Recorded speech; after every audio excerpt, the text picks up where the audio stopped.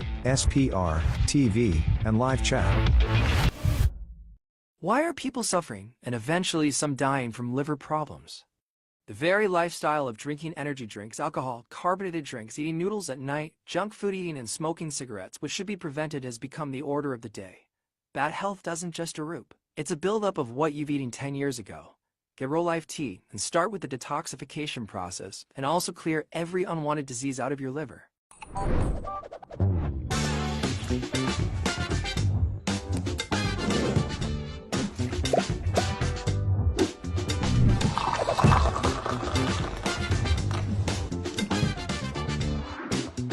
Life Tea for your liver health support.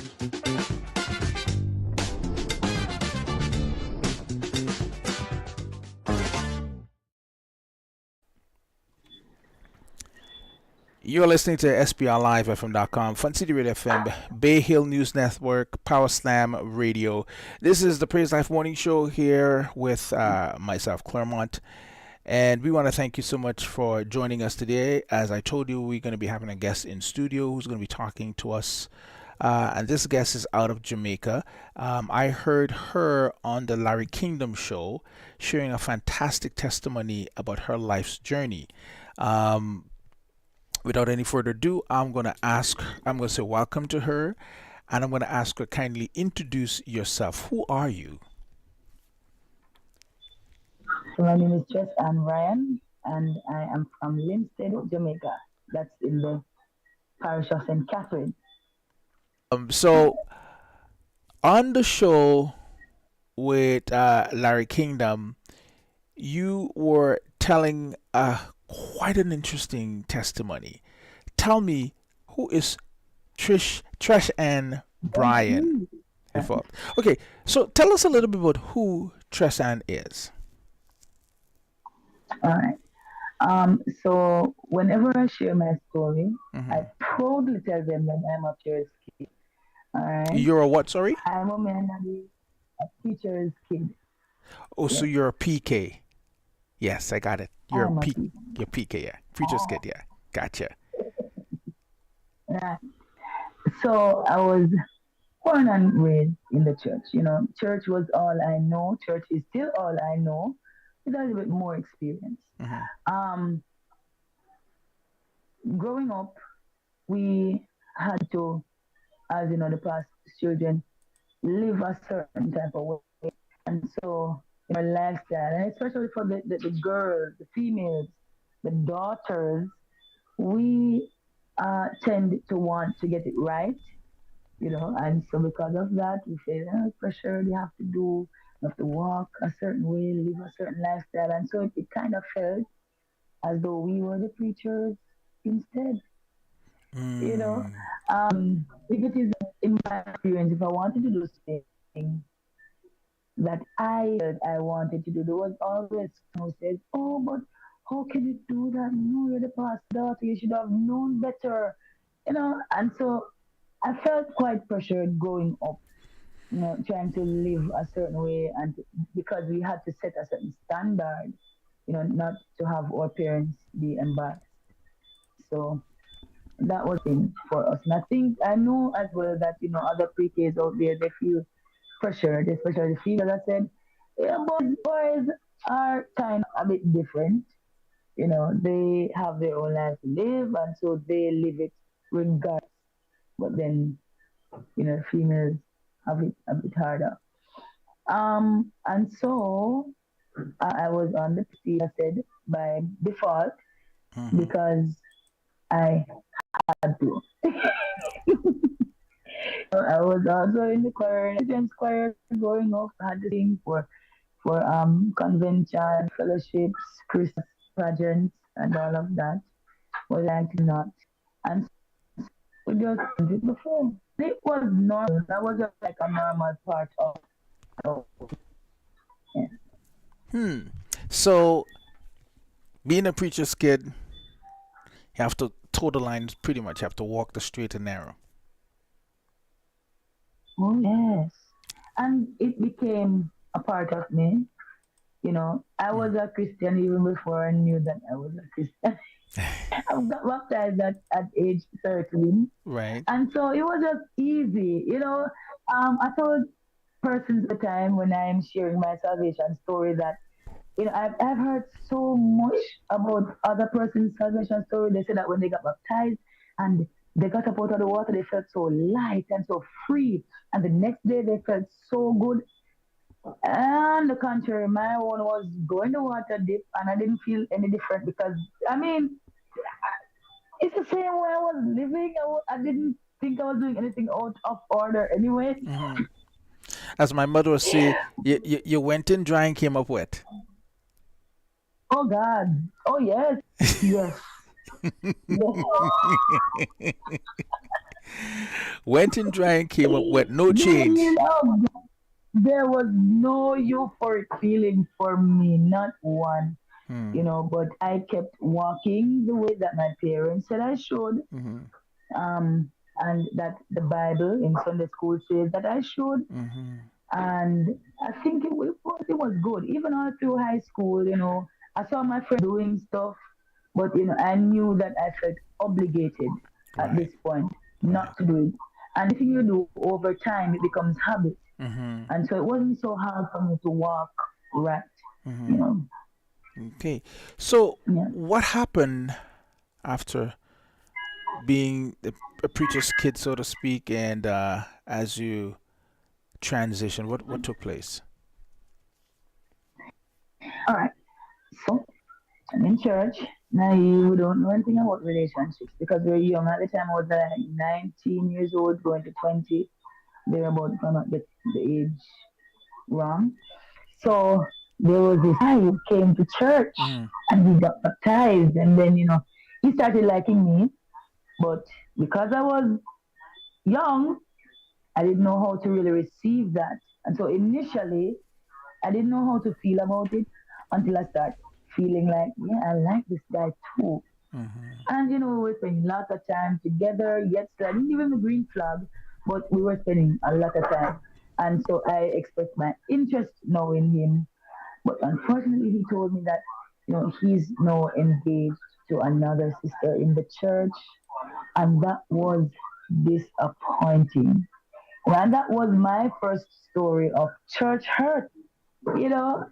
And then being that I lived with my parents, I had to go to church. I had to suck it up and go. But then I decided, I can't stay here. I have to leave. And so I left church, Hmm. left my parents' house, and I went to Harborview where I met my son, father. Okay.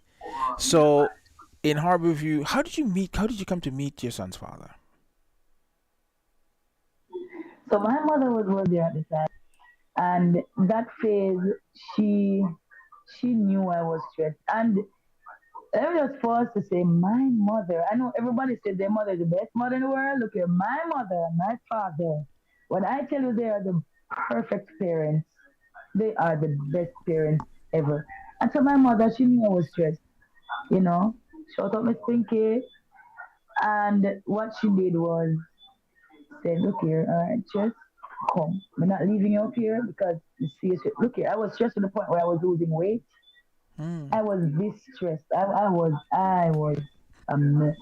She took me and, brought me to Harborview with her, and Harborview is a really beautiful place nearby the seaside. So then it's a brand new scenic environment, free from what I was going through at that moment in time. And I found my son's father. And he was a wonderful gentleman, And shortly after we engaged in a relationship. Hmm. So, of course, you met him. Was a wonderful guy, and got into a relationship. What happens after then? All right. So I thought I thought that life was now happening because now I had left church, left from my parents' roof, very, very young, just going into my 20s. Hmm. And so I did not know what life was about or relationships were about. So I felt good now because now I'm living my life the way I thought I should, Hmm. you know. So I met the gentleman, we're moving together. So now we're playing house, you know? But then it's real life house because now I'm in charge of washing my man's clothes and cooking and cleaning up a house that all belongs to me, or so I thought, and so it was that was where I felt euphoria, not from baptism, no, from really just experiencing life in a new way for me. Yeah. Mhm. So it almost felt like you won the lottery there. It felt better than that. Okay. It's better than that. Yeah. I was walking on top of the world. Mm. Just it felt so good. Yeah, that sense of independence and So autonomy. Because then I was also finding myself in the process. so what changed? Like how did things kind of shift for you and become different? All right. So all right. I got pregnant pretty early Right. after, you know, being in a relationship with my son's father because then I was also naive. Know nothing about life and family and relationships. And I would like to take this opportunity also to stress that in my time, I'm not sure if the churches are doing it now, but in my time, they did not take the time out to cater to family life, especially from the healthy world, not Jamaica. So in Jamaica, they stress about righteousness and walking right and doing the right things, but they do not stress the importance of family life. They don't Mm. teach sex education. Actually, they will tell you, young girls, when you see the guys and they tell you that you look pretty, tell them, oh, I know. My mother tell me that all the time, or I know. I tell myself that in the mirror all the time. They don't let you know that hey, there will be hormones. The guys will come, and you will feel like you want to, and it's Mhm. okay to that way, but do not. You know what I'm saying? Right. They don't stress that, and so I think that was one of my downfalls. I heard a story like I this went though, into that. where this guy said, actually, his wife said she had just gotten out of a Mm, long-term relationship, and he came along, and he said, "I didn't take no for an answer." When he said, when I went to her and she started talking, she mm. says, "Listen, I'm not interested." He said, "But you do eat, don't you? So we could go just go for dinner." And she said, "That's what caught me. I fell for the dinner part." Mm. She went out. So these are the little Yes. tricks that happens. So Oh, you Terry, went they out to are dinner. 12. You went out to Oh, dinner. Lord. Look here. So let me just drop this little story in it Mm. because I think it's quite interesting. So let me backtrack just a bit. So, New Year's Eve in Jamaica, Mm. we are known for watch night service Right. where we go to church and we praise the Lord straight up until midnight and countdown, right? Mm-hmm. Now, in Jamaica, you have a place called Fireworks, waterfront, right, where they have fireworks on the waterfront. Now, I am a church girl. Every year I've been to watch night service. So I'm used, but what I'm not used to is fireworks. So now this nice guy that I just met now invites me to Mm-hmm. fireworks. And now I'm saying, I'm old enough, I can go. Because then I'm 1920, hello, I think I can go on my own. My mother, she advised me against it. So look here, Chesan, it is best that you don't go. I said, Moment, look here. Every day every single year, I go to the same watch night service. You know the routine. I wanted more. I Mm-hmm. wanted new. I was desperate for that. So that if I went to sorry, not fireworks, watch night, I would see the couple and I'm trying to run away from. And my realities would just hit me in my face. That's why I went to fireworks. Hmm. So you get caught with the fireworks instead of the food. I hear Oh you. yes, oh yes. But in life, everything is not fireworks, and Mm. everything is not what it chalks up to be. And I learned that the hard way. Mm. So I went to fireworks. and everything was good. Um, up until about 6 months Mm-hmm. in my pregnancy, because I remember I told Mm-hmm. I'm naive. The guy was older than me, and so I said to him, "Look, I'm not ready for a child." And he said, "Oh, don't worry, man." And I think a lot of young girls that get catched by this. Oh, don't worry, man. You're safe. I promise I'll not get you pregnant. Mm-hmm. And I took that bait, Mm. and I got pregnant. Yeah, Wow. man. And so we were living in a house together. I'm no nesting. So this is me just learning about life, just learning about men, just learning how to be the woman of a house. And now I'm bringing another human being into the world that I know nothing about. Mm. I know I was far away from mother, you know. And so the fireworks that started at the front, it dissipated. And I guess my sky started turning gray, you know. No, the guy that I so loved and that he loved me, he was becoming forceful and selfish. So much so that I was even know to let my parents out of the pregnancy, even I wanted. No. And then, make matters worse, 6 months, it was weird to me that we were staying at was not really home, sister's house. And so now I am now being forced to move over to his mother's house with So wait a minute. The some house poor. that you were living in was not his house, was his sister's house? No, no. And that's what I was told, it's his house. And so I went in, I was growing up, I was, you know, I was in character, I tell you. It was short-lived. I had to go and live with his mother and myself, so now we're now co-king. And I must that his mom is a sweetheart. She was darling, she did not try to make excuses for her son. Mm-hmm. She knew that at that point he wronged me, Mm-hmm. and she tried her best to make my life as comfortable as possible. Mm-hmm. Especially when she saw how young I was, how vulnerable I was, you know, and that I was now carrying her grandchild. So I think even though I walked from church and I walked away from God, He did not walk away from me. Because then He still provided a person for me, to cushion me. And that was what I needed. That God was away from mommy and I was away from you. But the Lord provided me away from mommy. So that was not good. Okay. For the best listening experience, please download our sprlivefm.com app from either the Google Play Store or Apple App Store. You will not only experience our radio, but SPR, TV, and live chat. We're back here with Trish Ann, and she's telling us about her mother-in-law, or should I say ex or mother-in-law? Ex-mother-in-law?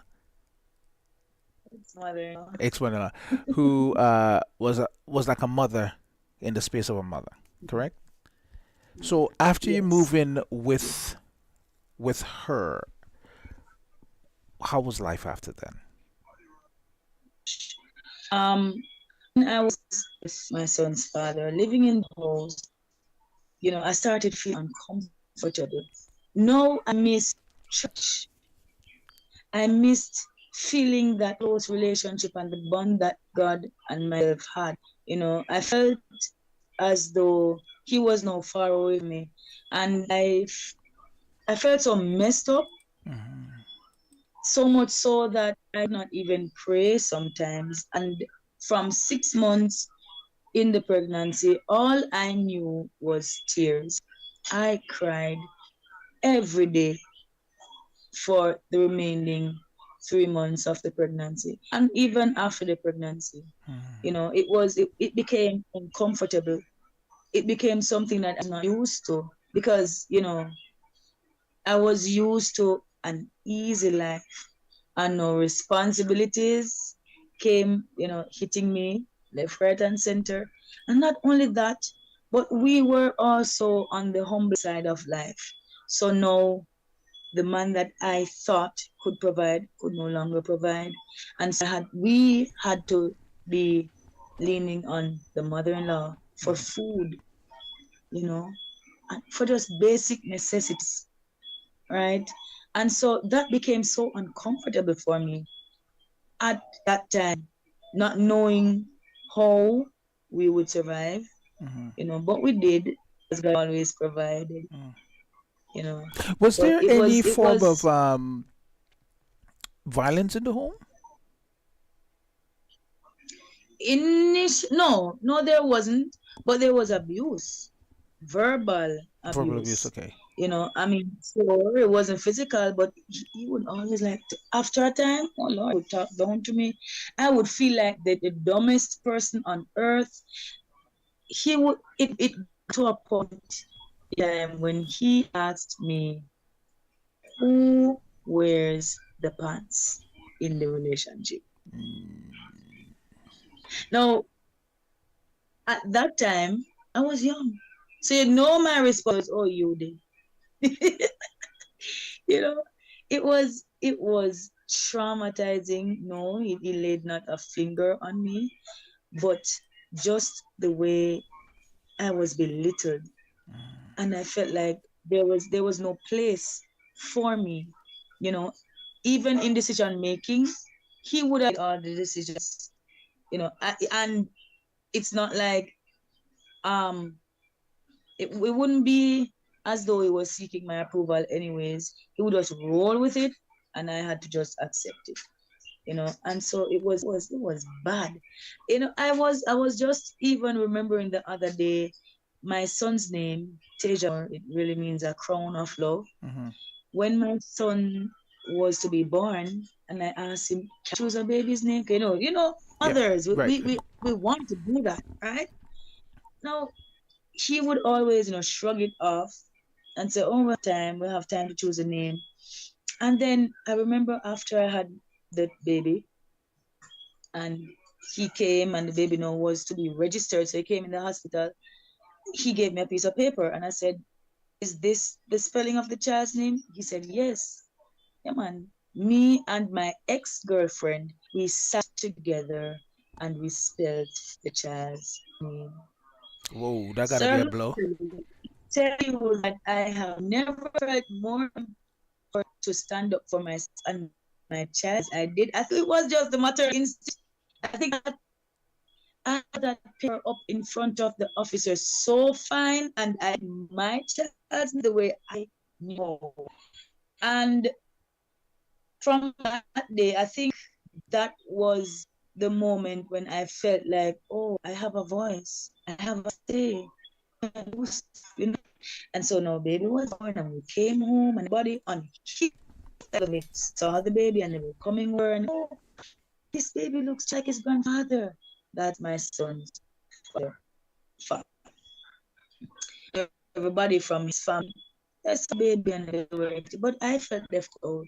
Because then there was no room for from my side, look at the baby as well. And because I was so close to my parents, broke me.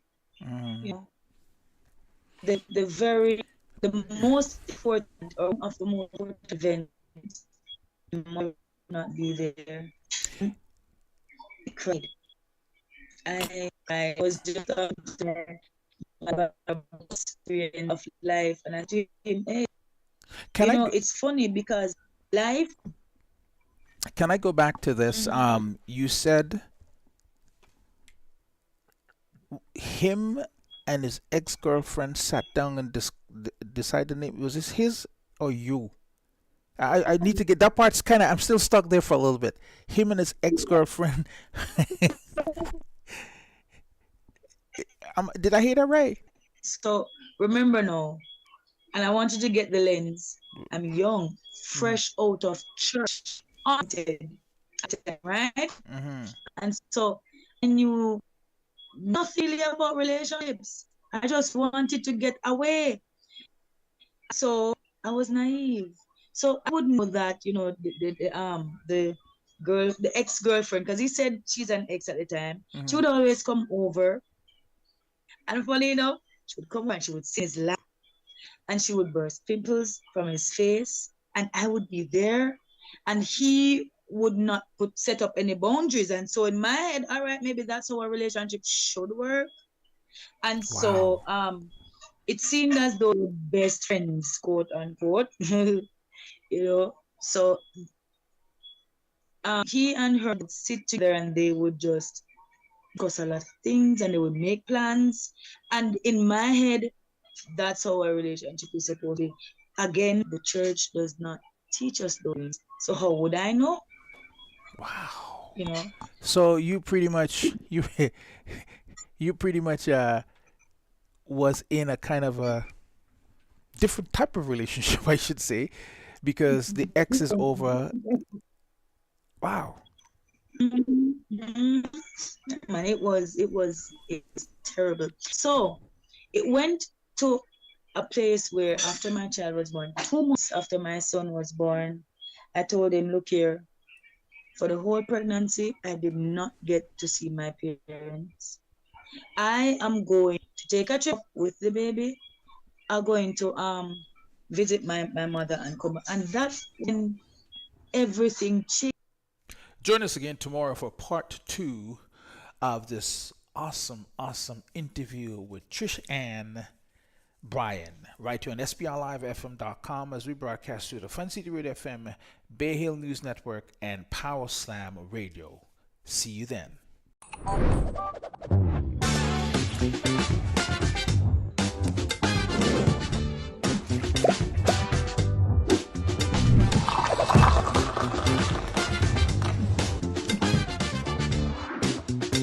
Life Tea for your liver health support.